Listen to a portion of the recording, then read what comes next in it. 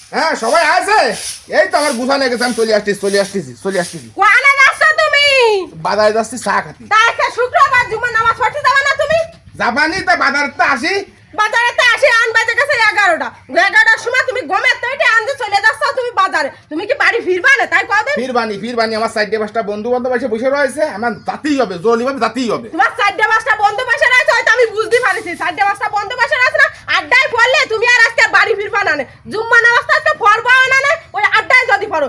আজকে শুক্রবার জুম্মা নামাজ তোমার প্রতি জাতেই হবে। এই যে রমজান মাসের জুম্মা নামাজ শেষ জুম্মো, 30টা রোজা যদি বাজে তাহলে আরেকটা জুম্মার নামাজ আছে, আর যদি না বাজে তাহলে আজকেই শেষ জুম্মার নামাজ। এই যে রমজান মাসের এই জুম্মার নামাজটা তুমি না ভরে বন্ধু বান্ধবের সাথে আড্ডা দিতে চলে যাচ্ছ, ফিরে বছর এই জুম্মার নামাজটা তুমি কি পাবা কি না পাবা তুমি জানো?